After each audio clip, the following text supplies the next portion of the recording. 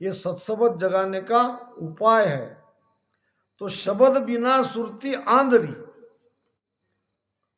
कहो कहां ते जाए, द्वार न पावे शब्द का। अब क्या आया यहाँ और शब्द आया, ये शब्द परमात्मा के लिए कहा है। ये शब्द किसके लिए? परमात्मा के लिए। शब्द शब्द न होकर ये परमात्मा का द्वार हम नहीं पाएंगे जब तक हमारे भीतर ये कुदरत कला निरंतर शब्द नहीं जगेगा। शब्द के साथ सुरती लगा के हम सुमिरन नहीं करेंगे तब तक परमात्मा को नहीं पा सकते जो हमारे भीतर है। तो महाराज क्या कह रहे हैं? दूसरा पड़ाव हमारा ध्यान का कि आपो खोज आप नहीं चीन्या, तब लग माया पूजे मेरे रामा, तब या पूजे।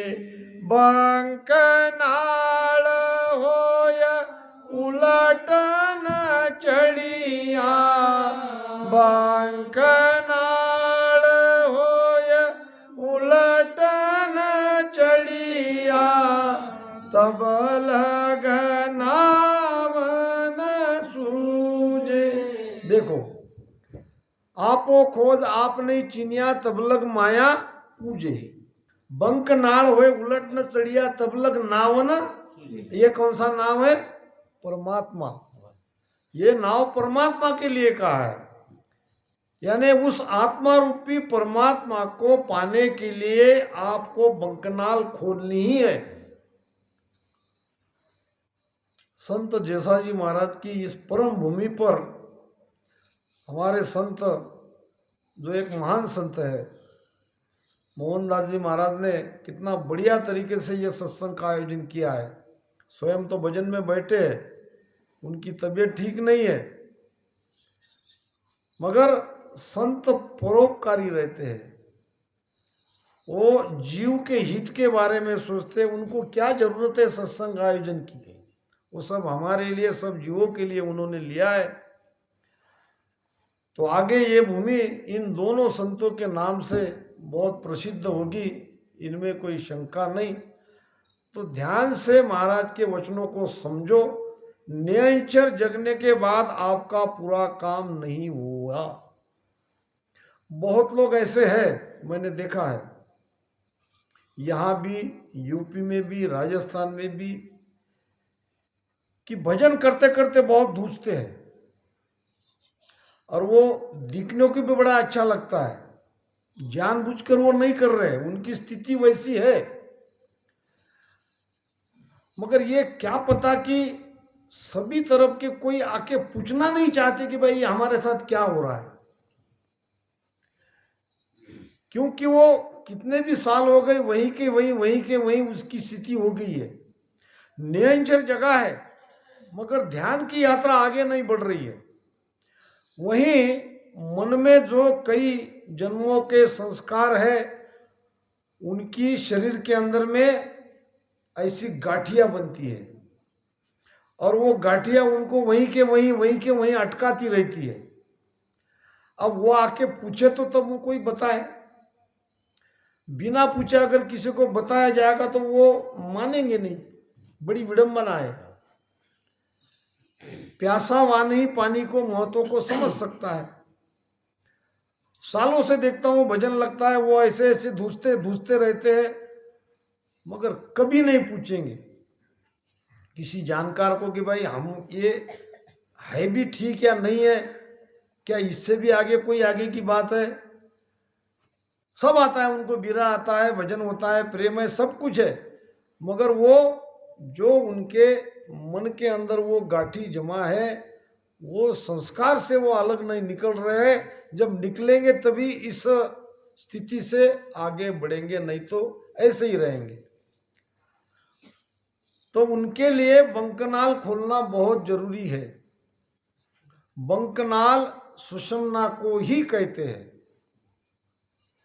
और सुषुम्ना रीढ़ की हड्डी से, उसका एक छोर है रीढ़ की हड्डी के सबसे निचले छोर पर। तो यहाँ इसके आजू बाजू ईड़ा और पिंगला है। ये जो हमारा मेरुदंड कहते हैं, या जिसको हम क्या कहते हैं, 21 गाठिया, इसके अंदर में बीच में सुषुम्ना है और आजू बाजू ईड़ा पिंगला है। ध्यान समाधि में इसका पूरा निर्णय है। और सुषुम्ना का रास्ता बंद है सबका। और आपको वेद की बात खोल देता हूं, पहले उसकी साखी आपको बता देता हूं, अच्छे से आप समझ जाओगे। एक अचंबो देखिया नागलोक के माय, दुनिया को सुख राम कहे, नागण से सण खाए। कहते कहते रह गया मृत्युलोक नाभि तक है, तो नाभि के नीचे है पाताल, और पाताल के बाद आता है स्वर्गलोक। स्वर्गलोक का एरिया यहाँ यमलोक तक है। यमलोक के नीचे स्वर्ग है। ये यमलोक या मेरु के आजू बाजू देवताओं की पुरिया है। और आगे त्रिकुटी में जब जाते हैं तो त्रिकुटी के आजू बाजू वहाँ कैलाश है, वहाँ वैकुंठ है, और वहाँ शक्ति का लोक है। तो हमारा रास्ता मृत्यु लोक से पहले पाताल में जाना पड़ेगा, पाताल से स्वर्ग में जाना पड़ेगा, स्वर्ग से जाके यहाँ पे यमराज के स्थान को पार करके जब त्रिकुटी में जाते हैं, त्रिकुटी है 3 लोक के हद का स्थान, यानी त्रिकुटी के नीचे 3 लोक की बाउंड्री है। त्रिकुटी के नीचे साकार सृष्टि है, माया है। त्रिकुटी के ऊपर निराकार सृष्टि है, ब्रह्म है। तो माया ब्रह्म के बीच में ये त्रिकुटी का स्थान है। यहाँ तक तीनों नाड़ियाँ आ गई। यहाँ से तीनों नाड़ियाँ 3 तरह यहाँ आके दोबारा मिलती है। यहाँ से ईड़ा ऐसी आती है, यहाँ से पिंगला ऐसी आती है, सिर के ऊपर से सुषुम्ना आती है। और यहाँ त्रिकुटी में तीनों नाड़ियाँ का संगम है। महाराज कहते हैं, क्या कहते हैं, ये संगम को कौन वहां जाके नहा सकता है, वहां का आनंद कौन ले सकता है। बाहर में जाके प्रयागराज में कोई जाके नहा लेगा, मगर नहाना भीतर है, भीतर वो त्रिवेणी संगम है। तो उसके लिए बंकनाल होय ऊंचा जाओ, बंकनाल होय ऊंचा जाओ, त्रिकुटी माया अनाहद भावो, त्रिकुटी माया अनाहद भावो, सुखमण गंग निशोदिन नाओ, सुखमण गंग निशोदिन नाओ, हरे मन 10वें द्वार में पिलरे, हरे मन 10वें द्वार में पिलरे, ज्ञानी मन नर रे। अब बंकनाल से ऊपर जाना यानी क्या, बंकनाल से ऊपर आप सुरती को एक जगह से दूसरे स्थान पे नहीं ले जा सकते, नहीं ले जाना है।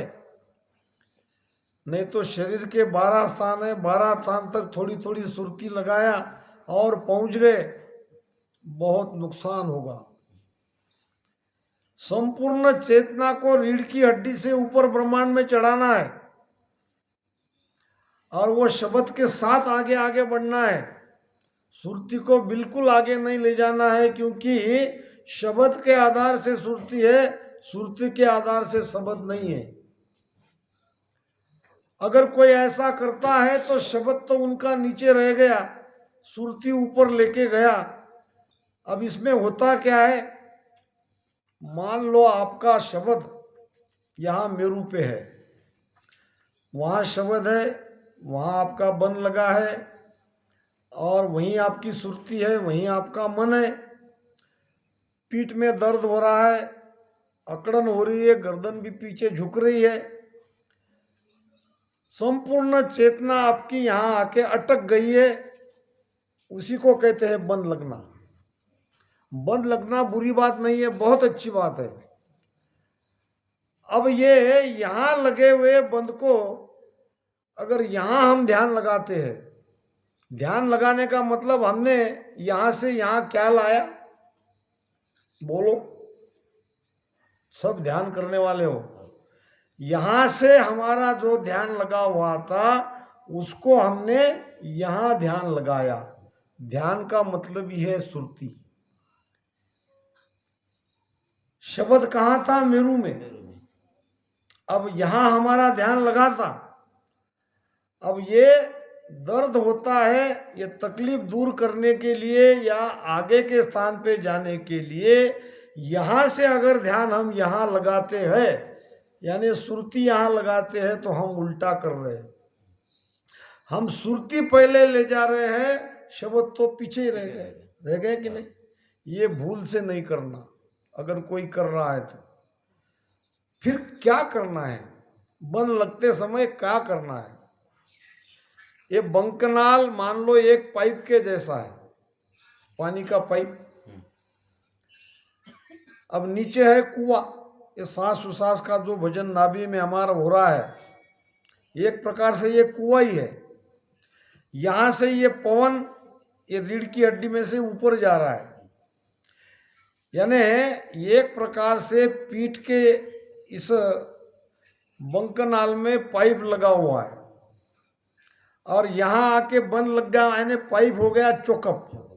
क्या हो गया वो, चोकअप। वायु आगे नहीं जा रहा, वायु रूपी जल ऊपर नहीं चढ़ रहा है, हमारा ये बंकनाल का पाइप हो गया है चोकअप।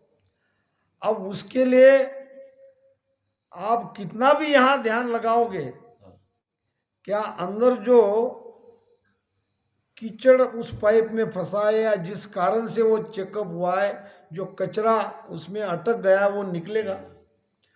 आपको नीचे से पानी के फोर्स को बढ़ाना पड़ेगा। क्या करना पड़ेगा आपको, अब ये पवन रूपी जल धारो धार बंद लगने के बाद बहुत ज्यादा भजन करना पड़ेगा। इतना भजन करना पड़ेगा कि यहाँ जो हमारी चेतना अटकी है, इन श्वासा से वो यहाँ अटकी हुई हमारी प्राण शक्ति, चेतना, या हमारी जो भी कहो वायु, ये नीचे से उसको प्रेशर मिलेगा तो ये आगे बढ़ेगी। बस यही तकलीफ है ये ध्यान में। पहला पढ़ा तो नयनचर जगा लिया, दूसरा हमने बंकनाल भी खोल लिया। बंकनाल खोलने के भी कई उपाय महाराज ने बताए। बंकनाल खोलने के बाद भी ये पूरा जो है रीढ़ की हड्डी का ये पूरा क्लियर करके जाना है, एकदम से नहीं जाना है, शब्द के साथ जाना है। शब्द आगे बढ़ते बढ़ते जाएगा तो उसके पीछे पीछे हमारा ध्यान रहेगा, वहीं ध्यान लगा के आगे बढ़ना है। एक बार त्रिकुटी आ गए तो हमने 3 लोक को जीत लिया। स्वर्ग मृत्यु पाताल नीचे रह गए, इतने ऊंचे लेवल पर हम आ गए। फिर यहाँ का लगता है बंद त्राटक। बीच बीच में ये ब्रैकेट है, रोकने वाले है। महाराज ने घट पर्चा में बड़ी सुंदर बात कही है। ये इतना आसान भी नहीं है पीछम के रास्ते से चेतना को ऊपर चढ़ाना, मगर मुश्किल भी नहीं है। अगर भेद समझ गया, बराबर भजन कर रहे हैं, तो उसके लिए मुश्किल नहीं है। और मुश्किल तब होती है जब भेद हम समझ नहीं लेते, तब थोड़ा कठिन होता है। और उसके लिए तो बहुत ज्यादा मुश्किल है, जो समझ भी रहे मगर कर नहीं रहे, समझ भी रहे बात यही सच है मगर भजन कर नहीं रहे, भजन उतना कर नहीं रहे। महाराज क्या कहते हैं, बिन समझा नहीं दोष रे तू समझर भूला जाय मनवाला नत तो रे कहा लग कहूँ समझा मनवाला नत तो रे कहा लग कहूँ समझा। उसको लानत कहा है महाराज ने। न समझने वाले को कोई दोष नहीं है, बिन समझा नहीं दोष रे, जानते ही नहीं है आज ही सुन रहे उसको कोई दोष नहीं, मगर इस भेद को जान भी गए मान भी गए और भजन नहीं करते वो दोषी है।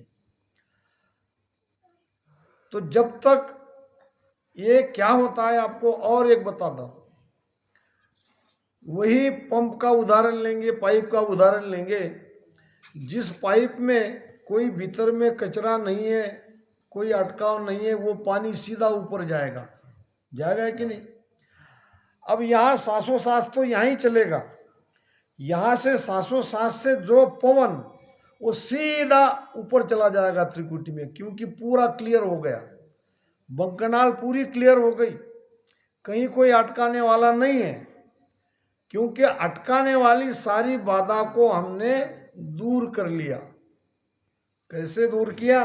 भजन सुमिरन से, नहीं तो राह में अटकाने वाले बहुत है। तो अब यहाँ त्रिकुटी में जाने के बाद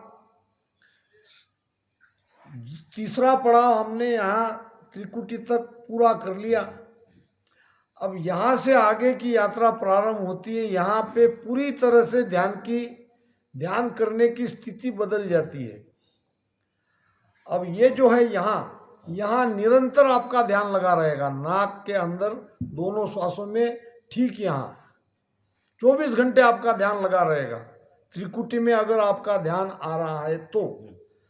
और यहाँ गर्दन में, पीठ में, माथे के पीछे दर्द होगा, आपको ये एहसास होगा कि बिना कुछ किए आपकी चेतना सांस उसास के माध्यम से रीढ़ की हड्डी से पीछे ऊपर जा रही है, रात दिन जा रही है, बैठे तो जा रही है, सोए तो जा रही है, जागे तो जा रही है।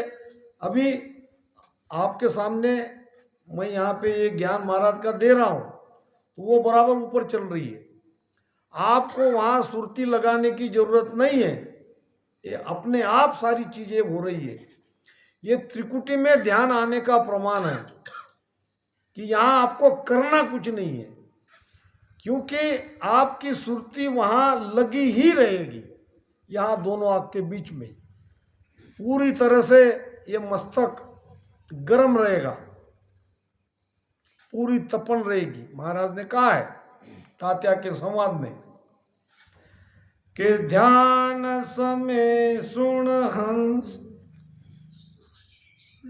संत की, ध्यान समय सुन संत की, आदेह ठंडी होय, मस्तक सेती अतर है, कर पारक कहूँ तो, कर पारक कहूँ तो, नैन उलटर पट लागे, एक कला आदेक ध्यान, नाम शिष के घट जागे। सुख राम कहे सुनतातिया, आदेह ठंडी होय, ध्यान समय सुन संत की, आदेह ठंडी होय। सुखराम कहे सुन तातिया, आ अनबे कागज जोए। देखो पूरा ध्यान का निर्णय गुरु महाराज ने तात्या के संवाद के माध्यम से हमारे सामने पूरा चित्र, पूरा वो विवरण रख दिया है कि पश्चिम मार्ग के ध्यान का ध्यान कैसे होता है। जब उसकी ऊर्जा, जब उसकी चेतना ऊपर चढ़ती है तो तब क्या होता है, शरीर में किस प्रकार का बदलाव होता है। ध्यान समय सुन संत की आ देह ठंडी होए।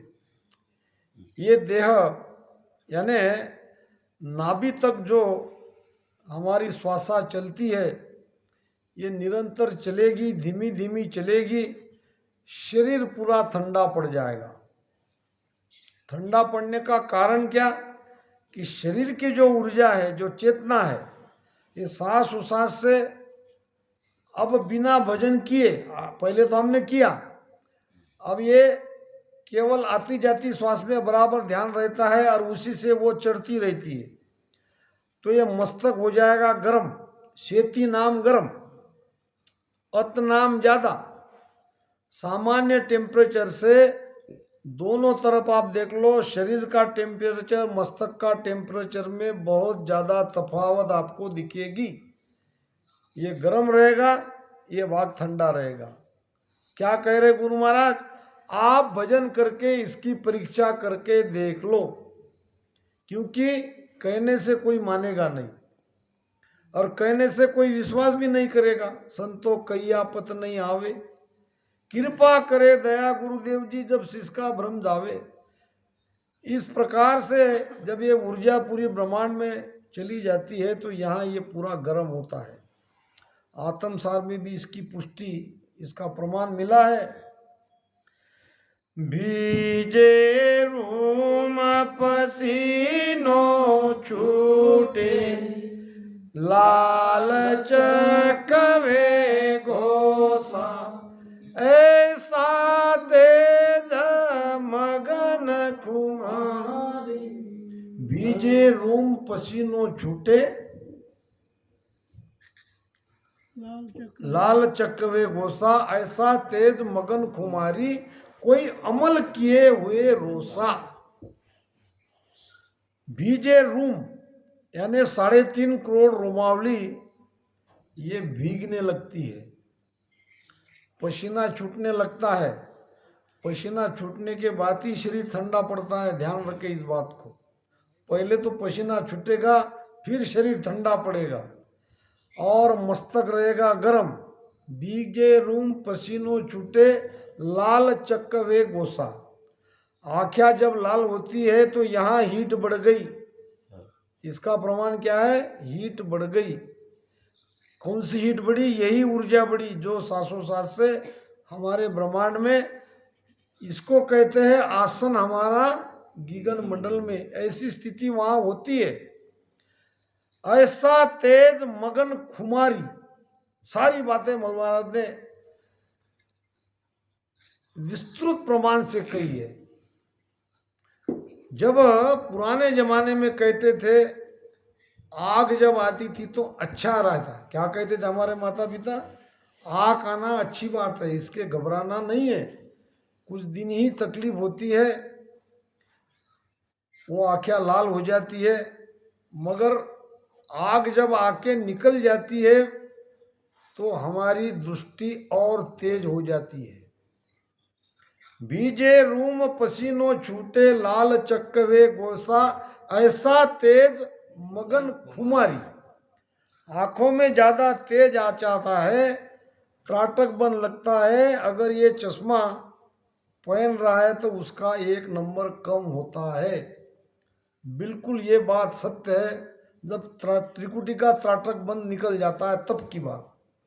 लाल चक्कवे गोसा, अमल किया है रोसा, कोई नशा किया है। भांग पीने वाला, गंजा पीने वाला जो नशा करता है उसकी आंखें लाल हो जाती है। कहते हैं कि एक राजा अपने हाथी पे बैठ के नगर में घूम रहे थे। यानी राजा लोग घूमते ही है नगर में, कहाँ क्या हो रहा है हालचाल जानने के लिए। आजू बाजू में उसके सिपाही और पीछे पीछे लोग, आगे राजा का हाथी। सामने एक शराबी शराब पी के राजा के सामने छाती निकाल के खड़ा हो गया और राजा को कहने लगा, शराब के नशे में था, न राजा को पहचाना, न राजा जिस पे बैठे है उस हाथी को उसने पहचाना। अपने नशे में चूर सामने राजा को कहता है, क्यों ये भैंसा बेचोगे? क्या कहा? ये भैंसा बेचोगे? यानी उसको कौन बैठा है ये भी पता नहीं, किस पे बैठा है ये भी पता नहीं। हाथी को उसने भैंस समझ लिया। राजा ने इशारा किया, उसको पकड़ लिया, डाल दिया कैद में। रात भर कैद में रहने के बाद सुबह राजा के पास लाया। अब राजा को देखे ही नहीं, आंखें नीचे। अब राजा को शरारत सूझी। राजा ने कहा, क्यों भैंसा खरीदोगे? अब वो क्या ऊपर देखेगा, नीचे झुके झुके कहा, महाराज क्षमा करना, वो भैंसा खरीदने वाला रात में ही चला गया। अभी आपके सामने आपका सेवक हूँ, दास हूँ, गलती हो गई। तो ये नशा इस तरह की है, ये कोई काम की नशा नहीं है। यहाँ भक्ति की जो नशा आती है ये उतरती नहीं है। नाम खुमारी नान का चढ़े सो उतर न जाए। भांग बाकी जो नशा है ये तो चढ़ती है उतरती है, मगर नाम की जो खुमारी है वो चढ़ती चढ़ती आगे ही बढ़ती रहती है। ऐसा तेज मगन खुमारी अमल किए हुए रोशा। भक्ति का भी एक नशा है और वो नशा, वो आनंद मिलता है त्रिकुटी से। ये त्रिकुटी पार करना ये हमारा तीसरा पड़ाव है, क्योंकि त्रिकुटी पार होने के बाद हमारा सहज सुमरन प्रारंभ होगा। अब यहाँ पे आपको और 2-3 बात बता दूं। ये ध्यान का एक ऊर्जा का केंद्र रहता है। यहाँ मानो बंद लगा है, उतान पात बंद, यानी ध्यान का केंद्र है यहाँ, मगर ये आगे आगे आपको बढ़ते हुए लगते हैं अंदर में। तो यहाँ त्रिकुटी तक उसकी ध्वनि सुनाई देती है, मगर अभी वो बंद खुला नहीं है, केंद्र उसका नीचे ही है। ये बंद जब खुलेगा तो यहाँ उसका केंद्र बनेगा, यहाँ से ऊपर ध्वनियाँ प्रारंभ होगी। इससे ये नहीं समझ लेना कि हम 10वें द्वार में पहुँच गए। हमारी ध्यान की ऊर्जा यहाँ त्रिकुटी में ही है। जब त्रिकुटी से आगे बढ़ेगी, जब 10वें द्वार में आएगी तो फिर बाहर में ध्वनियाँ प्रारंभ होगी। तो ये सब अलग अलग जगह पे ध्यान के सारे अनुभव आने लगते हैं। गुरु महाराज कहते हैं ये सब करना पड़ता है, ये समझ के करना पड़ता है। महाराज कहते हैं आसन हमारा गिगन मंडल में। गिगन मंडल में आसन होने का मतलब क्या? संपूर्ण ऊर्जा या ब्रह्मांड में आके जमा हो गई। अब यहाँ अगर ऊर्जा जमा हो गई तो उसका प्राण 9 द्वार से नहीं निकलेगा। प्राण 9 द्वार से तब निकलता है जिस द्वार में हमारी ऊर्जा उस समय मृत्यु समय केंद्रित रहती है। अगर नीचे काम के द्वार में हमारी ऊर्जा है तो हमारा प्राण नीचे के द्वार से निकलेगा। मृत्यु समय अगर हम बोल रहे हैं, बात कर रहे हैं, तो हमारा प्राण मुख से निकलेगा। मृत्यु समय हम कुछ देख रहे हैं तो आँख से निकलेगा। चेतना जहाँ है वहाँ से प्राण निकलेगा। इसलिए ब्रह्मांड में संपूर्ण ऊर्जा को लाना बहुत जरूरी है। आपका आसन यहाँ पे रहना बहुत जरूरी है, क्योंकि यहाँ आसन जिसका हो गया वो वहीं से जाएगा। यहाँ अगर आसन है तो यहाँ भ्रुकुटी में एक गुप्त द्वार है। 10वां द्वार भी गुप्त है तो भ्रुकुटी का द्वार भी गुप्त है। यहाँ से भी निकलता है प्राण और यहाँ से भी निकलता है। ये 10वां द्वार शरीर के अंदर भी है तो वो बाहर भी है, दोनों को वो टच है। तो 10वें द्वार में संपूर्ण ऊर्जा अगर आ गई और उसकी ऊपर में लपटे जैसी ये ध्वनियाँ ऊपर जाती है, आनंद बहुत आता है। और एक बात कह के अब वाणी को विराम देना है। लीव के बारे में आपको बता दूं, बड़ी आसानी से किसकी लीव लगी है किसकी लीव नहीं लगी है ये पहचानने में आएगा। जब लग लीव लागी नहीं तब लग केणी झूठ, सुनजो रे सुखराम कहे आ पारक की ऊंट। ये किसके लिए कह रहे? ये जो हमारे जैसे कहते हैं कि हम यहां पहुंच गए वहां पहुंच गए वहां पहुंच गए, आपके लिए नहीं कहा है महाराज ने। हम जो कह रहे हैं कि हमारा शब्द 10वें द्वार में है, 10वें द्वार के बाहर है या त्रिकुटी के परे है, तो उसको कहने की आवश्यकता नहीं है, उसकी लीव ही बता देगी। क्या लीव है?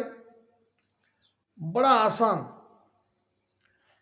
अगर बार बार हम भजन कर रहे हैं, भजन में मन को लगा रहे हैं, तो इसका मतलब हमारी लीव कहीं और लगी है। हमारी लीव संसार में लगी है, पक्की लगी है।